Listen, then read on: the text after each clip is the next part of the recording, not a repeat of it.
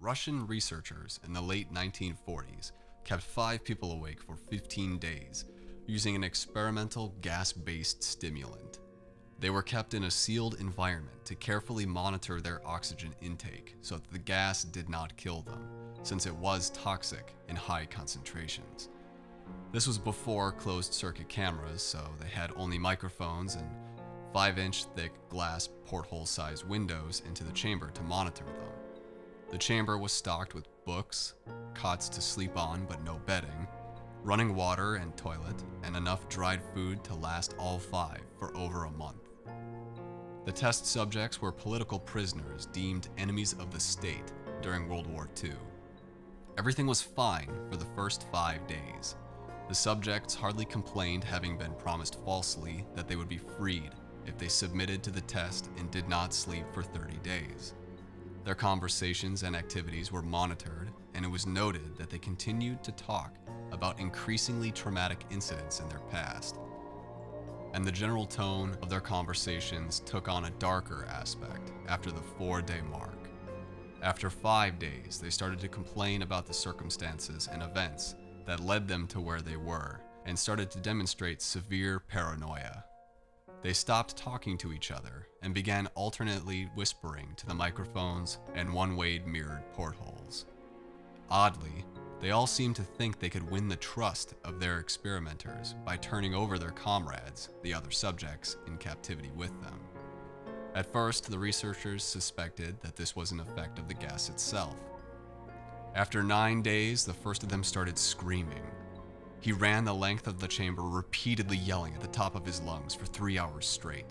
He continued attempting to scream, but was only able to produce occasional squeaks. The researchers postulated that he had physically torn his vocal cords. The most surprising thing about this behavior is how the other captives reacted to it, or rather, didn't. They continued whispering to the microphones until the second of the captives started to scream. The 2 non-screaming captives took the books apart, smeared page after page with their own feces, and pasted them calmly over the glass portholes. The screaming promptly stopped. So did the whisperings to the microphones. After 3 more days passed, the researchers checked the microphones hourly to make sure they were working, since they thought it impossible that no sound could be coming with 5 people inside. The oxygen consumption in the chamber indicated that all 5 must still be alive. In fact, it was the amount of oxygen 5 people would consume at a very heavy level of strenuous exercise. On the morning of the 14th day, the researchers did something that they said they would never do. They used the intercom inside the chamber, hoping to provoke any response from the captives they were afraid were either dead or vegetables. They announced, "We are opening the chamber to test the microphones. Step away from the door and lie flat on the floor or you will be shot. Compliance will earn one of you your immediate freedom." To their surprise, they heard a single phrase in a calm voice response. "We no longer want to be freed." Debate broke out among the researchers and the military forces funding the research. Unable to provoke any more response using the intercom, it was finally decided to open the chamber at midnight on the 15th day. The chamber was flushed of the stimulant gas and filled with fresh air, and immediately voices from the microphones began to object. 3 different voices began begging, as if pleading for the life of loved ones to turn the gas back on. The chamber was opened and soldiers sent in to retrieve the test subjects. They began to scream louder than ever, and so did the soldiers when they saw what was inside. 4 of the 5 subjects were still alive, although no one could rightly call the state that any of them were in life. The food rations past day 5 had not been so much as touched. There were chunks of meat from the dead test subjects' thighs and chest stuffed into the drain in the center of the chamber, blocking the drain and allowing 4 inches of water to accumulate on the floor. Precisely how much of the water on the floor was actually blood was never determined. All 4 surviving test subjects also had large portions of muscle and skin torn away from their bodies. The destruction of flesh and exposed bone on their fingertips indicated that the wounds were inflicted by hand, not with teeth as the researchers initially thought. Closer examination of the position and angles of the wounds indicated that most, if not all of them, were self-inflicted.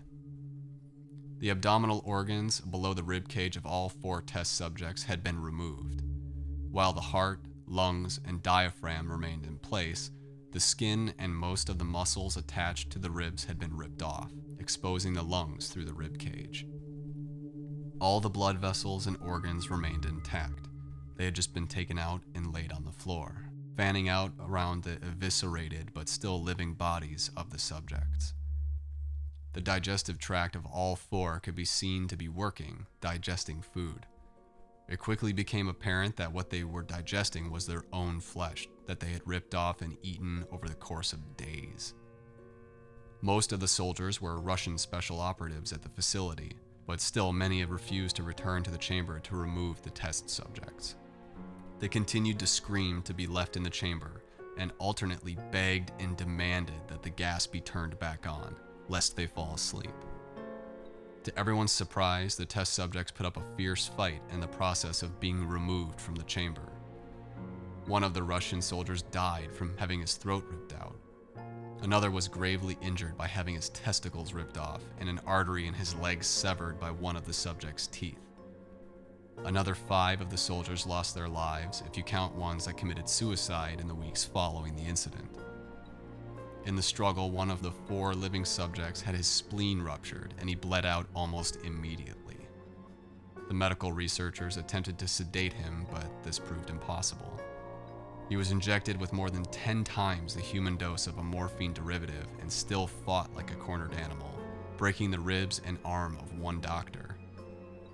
One subject's heart was observed beating a full 2 minutes after it had bled out, leaving more air in his vascular system than blood.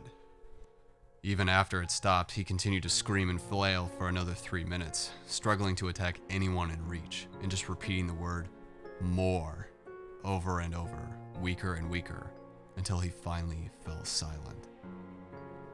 The surviving 3 test subjects were heavily restrained and moved to a medical facility, the 2 with intact vocal cords continuously begging for the gas, demanding to be kept awake. The most injured of the 3 was taken to the only surgical operating room that the facility had. In the process of preparing the subject to have his organs placed back within his body, it was found that he was effectively immune to the sedative that they had given him to prepare him for the surgery. He fought furiously against his restraints when the anesthetic gas was brought out to put him under.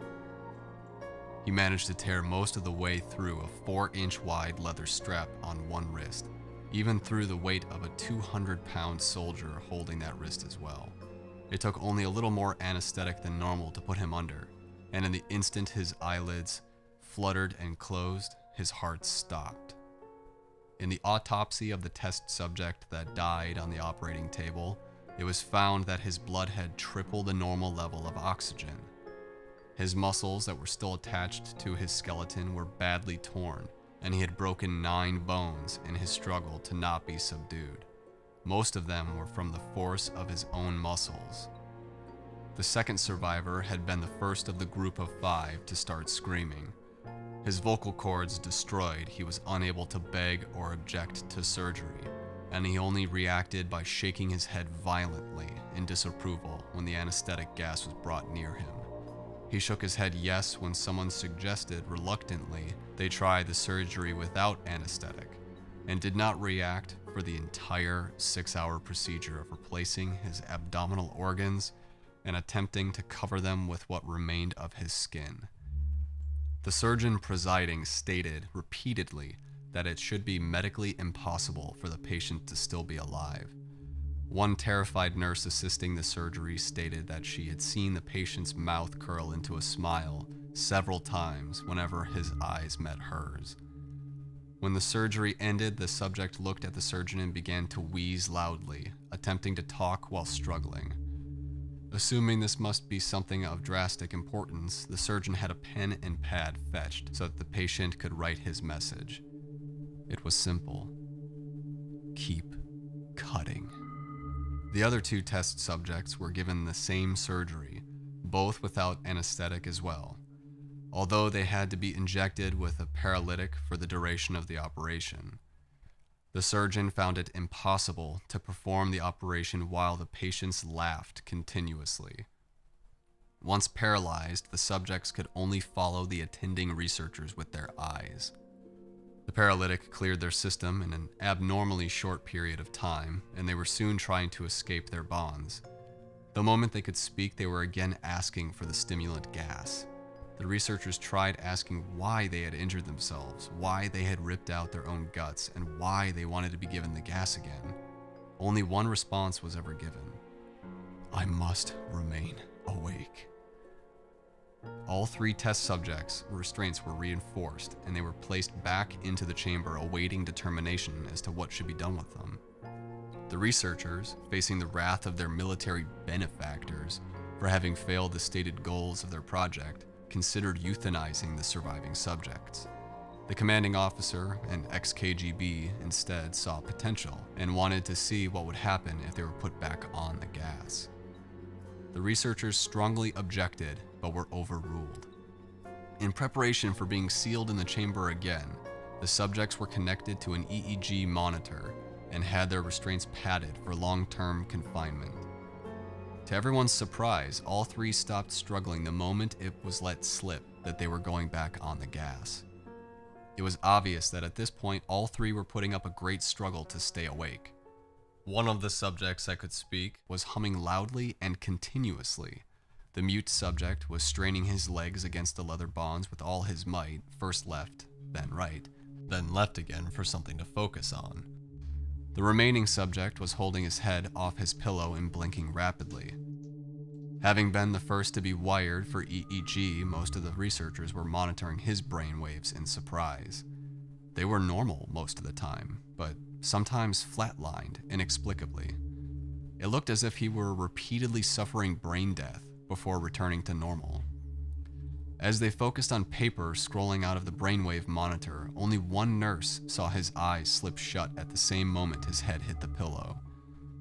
His brainwaves immediately changed to that of deep sleep, then flatlined for the last time as his heart simultaneously stopped. The only remaining subject that could speak started screaming to be sealed in now. His brainwaves showed the same flat lines as the one who had just died from falling asleep. The commander gave the order to seal the chamber with both subjects inside, as well as 3 researchers. One of the named 3 immediately drew his gun and shot at the commander point blank between the eyes, then turned the gun on the mute subject and blew his brains out as well.